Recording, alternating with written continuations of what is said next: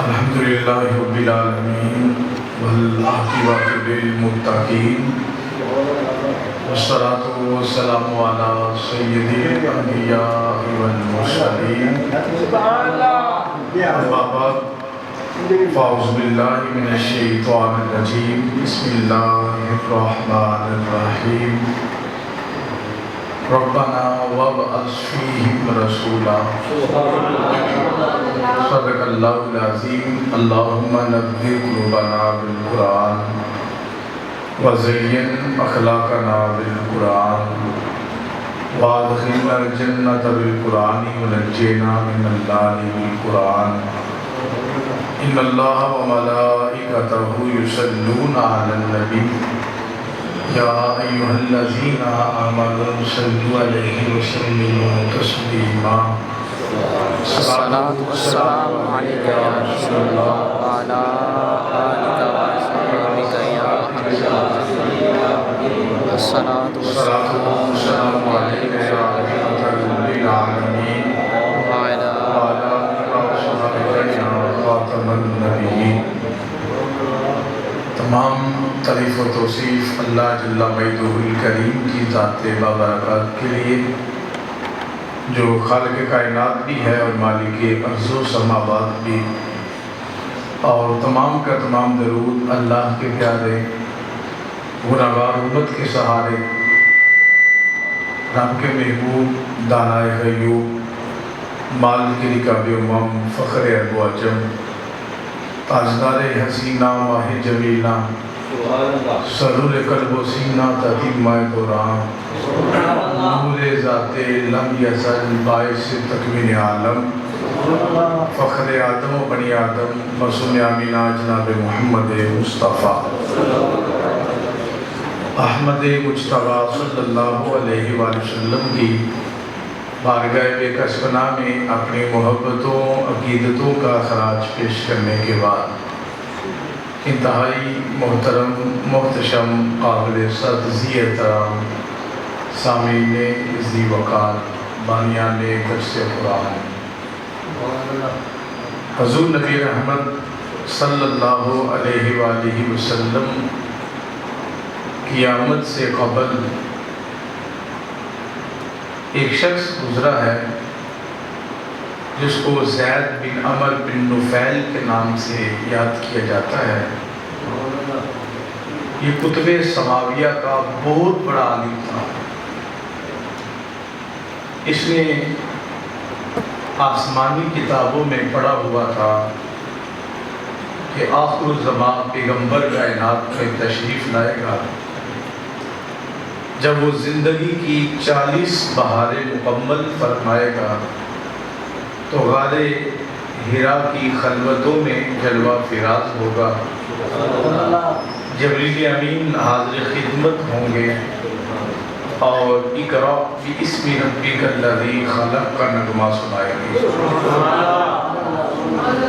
اس نے سارے کام چھوڑ دیے، سارے امور ترک کر دیے اور غار حرا کی بلندیوں اور خلوتوں میں جا کر کے حضور کی اڑیک میں بیٹھ گیا، حضور کے انتظار میں بیٹھ گیا کہ کبھی تو شہنشاہ حسینہ تشریف لائے گا، کبھی تو ماہ جمیلہ یہاں پہ جلوہ فراز ہوگا۔ ساری زندگی غار حرا کی خلوتوں میں اس نے گزار دی۔ حضرت عامر بن ربیعہ رضی اللہ تعالیٰ عنہ صحابی رسول ہے، یہ فرماتے میرے بچپن کے ایام تھے، میں مکہ مکرمہ کے بازار میں کھڑا تھا تو یہ شخص غار حرا سے اترا اور مکہ مکرمہ کے بازار میں آیا، میرا ہاتھ پکڑ کے کہنے لگا کہ میں حضور کی اڑیک میں زندگی غار حرا کی خلوتوں میں گزار رہا ہوں، لیکن مجھے نہیں لگتا کہ یہ شرف میری آنکھوں کو نصیب ہوگا۔ میں موت کی دہلیز پہ کھڑا ہوں، پتہ نہیں کب موت مجھے آ کر کے دبوچ لے اور میں موت کی آغوش میں چلا جاؤں۔ تیرے بچپن کے ایام ہیں، اگر تیری زندگی نے تیرے ساتھ وفا کی نا تو رسول اللہ سے میرا سلام عرض کرنا اور کہنا حضور آپ کے انتظار میں زندگی گزار کے زید بن عمر بن نفیل موت کی آغوش میں چلا گیا ہے۔ حضرت عامر کہتے ہیں میں نے اس کا ہاتھ تھام کے کہا مجھے اس رسول کا حلیہ بتاتا ہے، میں اس رسول کو کیسے پہچانوں گا؟ اس نے 4 باتیں کہی۔ پہلی بات کہا جب تو اس کا قد مبارک دیکھے گا نا بہت زیادہ طویل بھی نہیں ہوگا اور بہت زیادہ پست بھی نہیں ہوگا، بلکہ وہ رسول درمیانے قد کا مالک ہوگا۔ امام سیوطی رحمۃ اللہ علیہ نے یہاں الخصائص میں لکھا ہے اگرچہ میرے رسول کا قد مبارک درمیانہ تھا اور دراز قد و قامت کے مالک صحابہ موجود تھے، عمر بن خطاب ہے، عباس بن عبد المطلب ہے، امیر حمزہ ہے رضی اللہ تعالیٰ عنہ، کہا اس کے باوجود بھی میرے رسول جب صحابہ کے درمیان کھڑے ہوتے تھے نا تو میرے رسول کے کندھے لوگوں کے سروں سے اونچے نظر آئے تھے۔ اس نے دوسری بات بتائی، کہا جب اس رسول کو دیکھے گا نا تو اشکل العینین، اس کی آنکھوں میں قدرتی سرخ ڈورے لگے۔ سادہ لفظوں میں بتاؤں، کہا جب تو اس کی آنکھوں کو دیکھے گا نا تو تجھے کہنا پڑے گا کیا خوب سجن دیاں اکھیاں ہیں، کیا خوب سجن دیاں اکھیاں ہیں جنہیں پر کے سلائیاں رکھیاں ہیں، آنکھ اگڑے انج پہ جاپے جنہیں میں خانہ کھل جاوے۔ اچھا پھر اس نے تیسری بات کہی، کہا جب تو اس کے بالوں کو دیکھے گا نا تو بہت زیادہ سیدھے بھی نہیں ہوں گے اور بہت زیادہ خمدار بھی نہیں ہوں گے، بلکہ سیدھے بالوں میں اتنا خم ہوگا جتنا ہلال عید میں ہوا کرتا ہے۔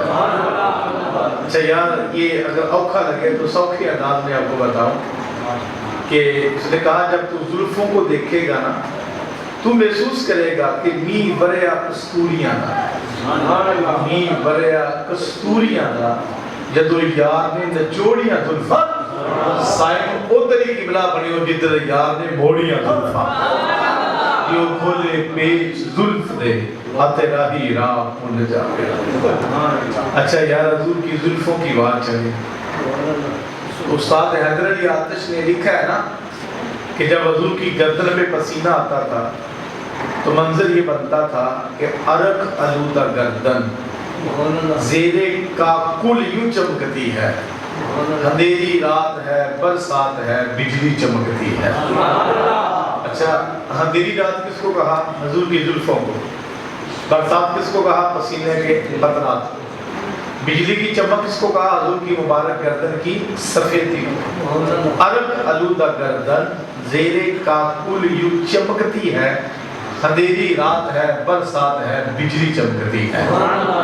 اچھا یار یہاں حضور کے پسینے کی بات چلی اور گردن کی سفیدی کی، حضرت ام المؤمنین سیدہ عائشہ صدیقہ رضی اللہ تعالیٰ عنہا روایت کرتی ہیں کہ میں اپنے گھر میں بیٹھ کر کے سوت کاٹ رہی تھی تو رسول اللہ تشریف لائے تو آپ نے اپنے نالین مبارک کو سلائی کرنا شروع کی، خود ہی حضور نے جوتا سلائی کرنا شروع کر دی۔ تو تھوڑی دیر کے بعد میری نگاہ چہرہ رسول پہ پڑی تو میرے لبوں پہ مسکراہٹ آ گئی۔ حضور نے فرمایا عائشہ تمہارے لبوں پہ اس مسکراہٹ کی کوئی خاص وجہ؟ تو میں نے عرض کیا حضور مجھے ابو کبیر حضلی کا شعر یاد آیا ہے۔ حضور نے فرمایا کون سا شعر؟ تو حضرت ام المؤمنین سیدہ عائشہ عرض کرتی ہیں حضور ابو کبیر حضلی نے اپنی محبوبہ کے بارے میں کہا تھا کہ میری محبوبہ کی پیشانی پہ جب پسینہ آتا ہے نا تو ایسے لگتا ہے کہ میری محبوبہ کی جو پیشانی کی چمک ہے نا وہ اندھیری رات میں بجلی کی چمک کی طرح محسوس ہوتی ہے۔ جب بارش برس رہی ہو تو پسینے کو بارش کہا اور جب بارش برس رہی ہو، کالی گھٹا چھا رہی ہو، تو اچانک بجلی چمکے تو وہ کتنا دل نشیں منظر ہوتا ہے. تو کہا کہ اندھیری رات میں، برسات کے موسم میں جب بجلی چمکتی ہے نا، تو بجلی کی چمک کی طرح میری محبوبہ کی پیشانی چمکا کرتی ہے. اور حضرت عائشہ عرض کرتی ہے حضور میں کہتی ہوں اگر آج ابو کبیر حضری ہوتا نا اور آپ کی پیشانی پہ پسینے کے قطرات دیکھ لیتا جو میں دیکھ رہی ہوں، تو اللہ کی قسم اپنی محبوبہ کو بھول جاتا، ساری زندگی آپ کے حسن کے قصیدے پڑھتا رہتا، آپ کے حسن کے ترانے گاتا رہتا. حضرت عائشہ کہتی میں نے یہ بات کہی تو حضور کھڑے ہوئے، اپنا نلائن مبارک زمین پہ رکھا اور میرے پاس تشریف لائے، اپنے مبارک لبوں کے ساتھ میری دونوں آنکھوں کے درمیان بوسہ دیا اور بھی فرمایا عائشہ مجھے نہیں یاد اتنی خوشی مجھے زندگی میں ملی ہو جتنی خوشی اللہ نے مجھے تیرے لفظوں سے عطا فرمائی ہے. اس کا مطلب حضور پسند کرتے ہیں کہ میرے حسن کا تذکرہ کیا جائے. حضور یہ چاہتے ہیں کہ میری نعت پڑھی جائے اور میرے قصیدے پڑھے جائیں. اور جب حضور کے قصیدے پڑھے جاتے ہیں تو حضور صلی اللہ علیہ وسلم کی روح بھی سرشار ہو جاتی ہے. حضور کی جو ہے وہ خوشی کی انتہا نہیں رہتی. تو اس نے حضور کے پسینے کے بارے میں کیا لکھا؟ عرب آلودہ گردن زیر کا پلیو چمکتی ہے، اندھیری رات ہے برسات ہے بجلی چمکتی ہے. اچھا یہ حیدر علی آتش ہے نا، اس لیے حضور کی زلفوں کو عام رات کہہ دی، ورنہ بریلی کے شاہ نے ہاتھ نہیں کرتی. حضور کی زلفوں کے بارے میں لکھنے لگے، کہا حضور کی زلفوں کو عام رات لکھوں. کہا پھر احمد رضا کیا لکھے گا؟ تو آپ نے فرمایا لیلۃ القدر میں مطلع فجر آفتاب. حضور کی زلفوں کو کون سی رات کہا؟ لیلۃ القدر. اور آپ جانتے ہیں لیلۃ القدر خیر من الف شہر، یہ 1000 مہینوں سے بھی افضل ہے. حضور کی زلفوں کو کون سی رات کہا؟ لیلۃ القدر. اور جب مانگ نکالتے زلفیں دائیں بائیں بٹ جاتی، سر کی سفیدی نظر آتی، اس سفیدی کو کیا کہا کہ مطلع فجر آفتاب. ایسے لگتا تھا جیسے لیلۃ القدر میں فجر کا سبیدہ طلوع ہو رہا ہے. مانگ کی استقامت پہ لاکھوں سلام. اچھا یار اس نے چوتھی بات بتائی، کہا اس کا قد مبارک ایسا ہوگا، اس کی آنکھیں ایسی ہوں گی اور اس کی زلفیں ایسی ہوں گی. اور چوتھی بات اس نے بتائی، کہا اس کا جو چہرہ ہوگا نا کل قمر، ایسے ہوگا جیسے 14ویں رات کا چاند ہوا کرتا ہے. اچھا یہاں پہ حضرت جابر بن سامورہ رضی اللہ تعالیٰ عنہ اپنے حد گھر میں کہتے ایک دن میں در رسول پہ حاضر ہوا، دل بے چین تھا. اچھا یار جب من کی دنیا لٹتی ہے دل بے چین ہوتے ہیں، سکون یا در رسول سے ملتا ہے یا ذکر رسول سے ملا. کہتے میں در رسول پہ آیا، فی لیلۃ الاضحیٰ 14ویں رات کا چاند آفتاب پہ تھا. حضور کو دیکھا، وہ علیہ حلۃ حمراء، آپ نے سرخ رنگ کا داری دار جبہ پہنا ہوا. کہتے میرا عشق مچلنے لگا. یار میں رک کر کے بات بتاؤں، آپ 14 صدیوں کے بعد مدینہ منورہ کا سفر کریں، جب آپ کو لکھا ہوا نظر آئے گا نا کہ یہاں سے حرم نبی کی ابتدا ہو رہی ہے، تو آپ کو اللہ حضرت کا وہ شعر بھی یاد آئے گا کہ حرم کی زمین اور قدم رکھ کے چلنا. حرم کی زمین اور قدم رکھ کے چلنا.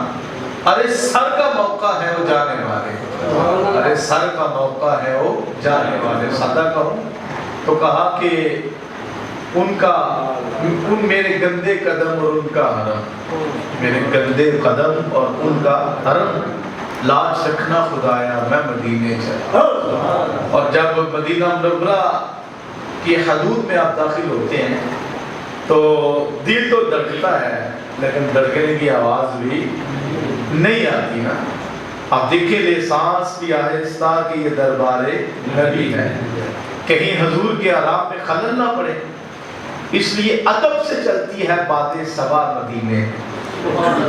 اچھا یار مکہ مکرمہ میں جنہوں نے دیکھا ہے کہ لوگ غلاف کعبہ سے چمٹ کے دھاڑے مار کے روتے ہیں، لیکن جب مدینہ منورہ میں وہی لوگ آتے ہیں آنکھوں سے آنسو نکلتے ہیں لیکن لبوں سے آواز نہیں نکلا کرتی.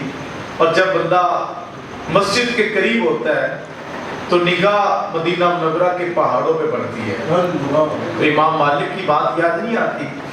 جب بھی امام مالک مدینہ منورہ میں کسی کچی دیوار کو دیکھتے رک جاتے، ادب کے ساتھ ہاتھ باندھتے، ساری دیوار کو اوپر سے لے کر نیچے تک، دائیں سے لے کر بائیں تک بڑی محبت سے ادب سے دیکھا کرتے. کہا حضرت اس دیوار میں خاص بات کیا ہے؟ تو آپ فرمایا کرتے کہ یہ دیوار پرانی ہے، ہو سکتا ہے حضور کے زمانے کی ہو، اور ممکن ہے کہ یہاں سے گزرتے ہوئے میرے رسول کی نگاہ اس دیوار پہ پڑی ہو، اور میں دیکھ رہا ہوں کہ ممکن ہے کہ میری نگاہ وہاں پہ پڑے جہاں پہ میرے محمد کی نگاہ پڑے گی. جنہ اکھیاں میرا دل بر ڈٹھا، اکھیاں میں تک لیاں. پیر محبوب فرماتے ہیں نا کہ جنہ اکھیاں میرا دل بر ڈٹھا، وہ اکھیاں میں تک لیاں، تو ملے ہو تے ساجن ملیا ان آسان لگ گئے. بندہ مدینے کے پہاڑوں کو دیکھتا ہے. چلو باقی پہاڑوں کو تو چھوڑو، جب آپ جبل احد کو دیکھتے ہیں تو کیا کیفیت ہوتی ہے؟ کیونکہ یہ تو وہ پہاڑ ہے، میرے رسول نے فرمایا ہم اس سے پیار کرتے ہیں، یہ ہم سے پیار کرتا ہے. یعنی احد ہم سے پیار کرتا ہے اور ہم اس سے پیار کرتے ہیں. اچھا پھر جب تھوڑا آگے بڑھے تو مسجد نبوی کے مینار نظر آئے. اچھا سارا مدینہ ہی سونا ہے نا، جنہوں ویکھ کے ٹھردیاں اکھیاں نے تے جنہوں ویکھ کے ٹھردا سینہ ہے. ربا تیرے سارے شہراں وچوں اکو شہر مدینہ ہے. لیکن جب نظر مسجد نبوی کے میناروں پہ پڑی تو آپ کو یاد نہیں آتا جب مسجد نبوی کے مینار نظر آئے، اللہ کی رحمت کے آثار نظر آئے. پھر اچانک آنکھوں سے آنسو کا سیلاب تیز ہوتا ہے اور سینے کے اندر ٹھنڈ پڑ جاتی ہے. بھئی کیا ہوا؟ بندہ ادب سے کہتا ہے نگاہ اٹھا کے دیکھو سامنے میرے محمد کا گنبد نظر آ رہا ہے. 14 صدیوں کے بعد نگاہ میرے رسول کے گنبد پہ پڑے تو سینے میں ٹھنڈ پڑ جاتی ہے. صحابہ کی کیفیت کیا ہوتی ہوگی؟ جب وہ مسجد میں آتے تھے تو ان کو مسجد میں گنبد نہیں بلکہ گنبد خضرا کے مکین کا چہرہ دکھائی دیتا تھا. کہتے ہیں مسجد میں آیا، رسول اللہ آرام فرما رہے ہیں. میں نے کہا جابر دیکھو چاند زیادہ سونا لگتا ہے یا میرے رسول کا چہرہ زیادہ حسین لگتا ہے؟ پھر انظر الی القمر، میں ایک نگاہ اٹھاتا آسمان کے چاند کو دیکھتا، دوسری نگاہ جھکاتا تو رسول اللہ کا چہرہ دیکھتا. کہتے ہیں پھر میں اس نتیجے پہ پہنچا فَإِذَا هُوَ أَحْسَنُ عِنْدِي مِنَ الْقَمَرِ کہ مجھے لگ رہا ہے جیسے چاند بھی میرے محمد کے قدموں کی خیرات لے کے زمانے میں روشنیاں باندھ رہا ہے. حضرت حسان بن ثابت نے حد نہیں کر دی، وَأَحْسَنُ مِنْكَ لَمْ تَرَ قَطُّ عَيْنٌ. حضور آپ جیسا حسین آج تک ہماری آنکھ نے دیکھا ہی نہیں. یہ حسان بن ثابت نہیں بلکہ مولا کائنات نے بھی فرمایا لَمْ أَرَى قَبْلَهُ وَلَا بَعْدَهُ مِثْلَهُ صلی اللہ علیہ وآلہ وسلم. کیا پوچھتے ہو حضور جیسا حسین ہم نے پہلے بھی کبھی نہیں دیکھا، حضور کے بعد بھی کبھی نہیں دیکھا. حضرت حسان کہتے ہیں ہم کیسے دیکھتے؟ وَأَجْمَلُ مِنْكَ لَمْ تَلِدِ النِّسَاء، کسی ماں نے آپ جیسا حسین دوبارہ پیدا ہی نہیں کیا. ماں تو تب پیدا کرتی جب رب نے آپ جیسا حسین دوبارہ بنایا. میرے مجدد کی آواز آتی ہے نا سرحد سے، مصر او در عالم امکان متصور نیز. حضور جیسا سونا دوبارہ کائنات میں آ جائے یہ تو سوچا بھی نہیں جا سکتا، کیونکہ خدا نے اس سچائی پر چڑھیا جس وچ محمد نو ٹالیا سی. خدا نے حسینہ جمینہ دا منہ موڑ دیتا بنا کے محمد رب نے قلب توڑ دیتا. حضرت حسان ثابت کہتے ہیں کہ خلقت مبرأ من کل عیب، حضور اللہ نے آپ کو ہر عیب سے پاک پیدا فرمایا.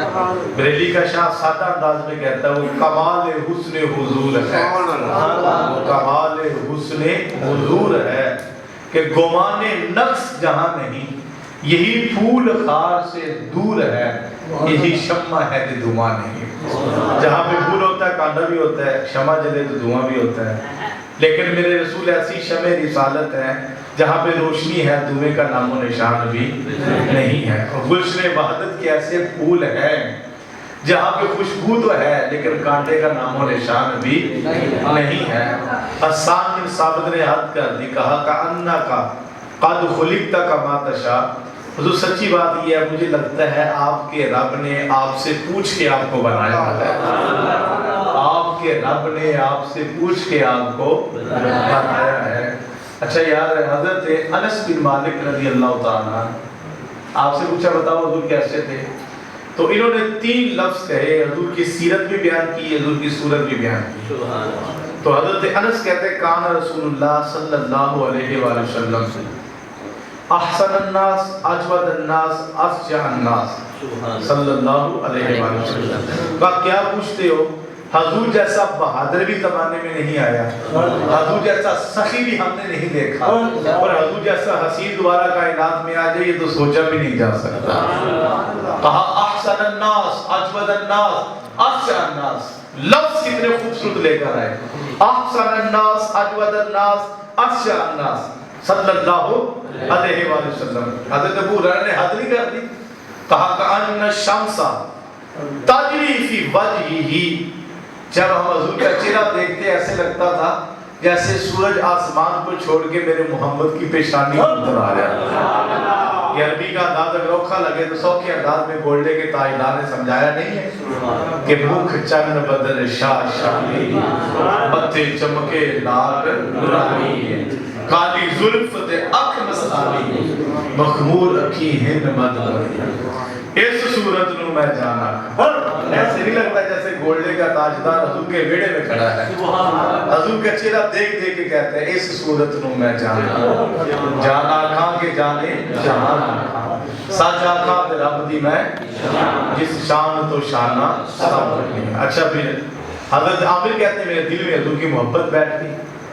اب یہ زید بن عمر بن نفیل تو چلا گیا اور پھر نہ جانے کب یہ موت کی آغوش میں گیا، لیکن میں حضور کے انتظار میں بیٹھ گیا، حضور کی اڑیک میں بیٹھ گیا، صبح بھی انتظار رسول کا کرتا، شام بھی حضور کی اڑیک میں بیٹھا رہتا، دن بھی حضور کو اڑیکتے ہوئے گزر جاتا، رات بھی حضور کے انتظار میں گزر جاتی۔ شب ہجر کی سختیاں کوئی اس سے جا کے پوچھے، صبح ہوگی جسے تیری رات تکتے تکتے، کہتے ہیں کہ حضور کے انتظار میں تھا۔ ادھر امیر قریش کہتے ہیں میں نے بھی خواب دیکھا کہ ایک درخت صحن حرم میں نمودار ہوا، بلندی اس کی آسمان تک چلی گئی اور اس کی شاخیں مشرق و مغرب میں پھیل گئی، کچھ لوگ اس کی شاخوں سے چمٹ گئے اور کچھ اس کو کاٹنے کی کوشش کرتے ہیں، لیکن آسمان سے حسین وجیح جوان اترتے ہیں اور کاٹنے والوں کی آنکھوں کو ضائع کرتے ہیں، عزائر بدلیاں توڑتے ہیں،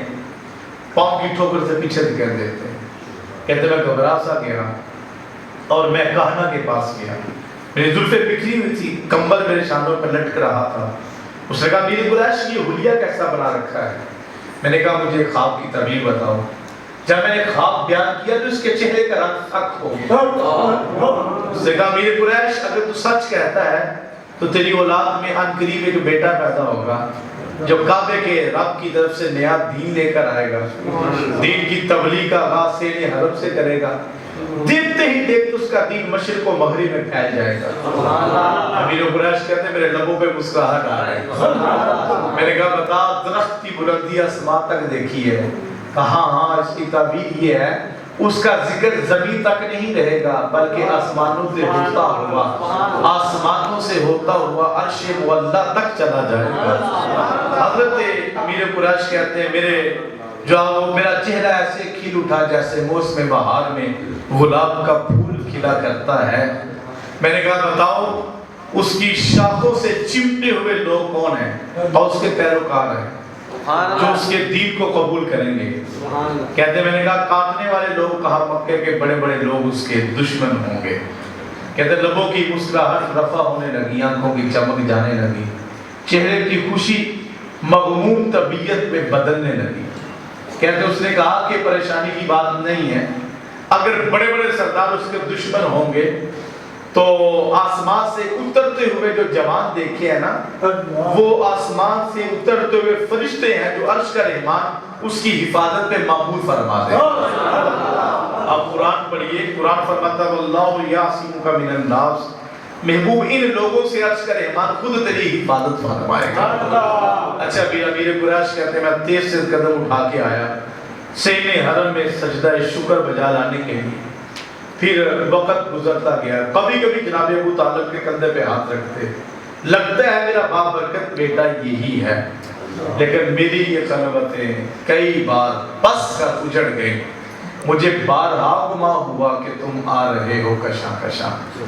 کہتے پھر سحری کا وقت تھا، میں طواف کعبہ میں مشغول تھا، میں نے دیکھا ستارے آسمان کو چھوڑ کے زمین کے قریب آنے لگے، کعبۃ اللہ بھی جھکنے لگا، کعبۃ اللہ میں پڑے ہوئے 360 بت منہ کے بعد زمین پہ گرنے لگے۔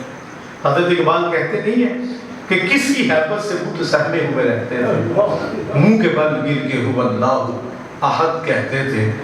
اچھا امیر قریش کہتے میں نے کہا یہ قیامت کا منظر لگتا ہے، اتنے میں ایک لوڈی دوڑتی ہوئی آئی، میری چادر کو کھینچ کے کہا امیر قریش مبارک ہو، کعبے کے رب نے تیرے مرحوم بیٹے کے گھر میں ایک بیٹا پیدا فرمایا۔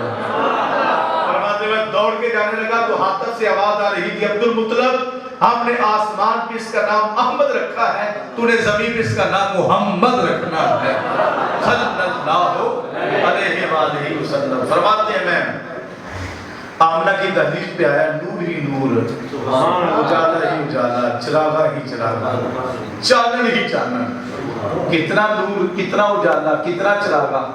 سیدہ آمنہ فرماتی ہے میں نے مکے میں بیٹھ کے ملک شام کے محلات کو دیکھی۔ سیدہ آمنہ فرماتی ہے میں نے اپنے گھر میں بیٹھ کے بصرے کے بازاروں میں چلنے والے اونٹوں کی گردنوں کو دیکھ لیا۔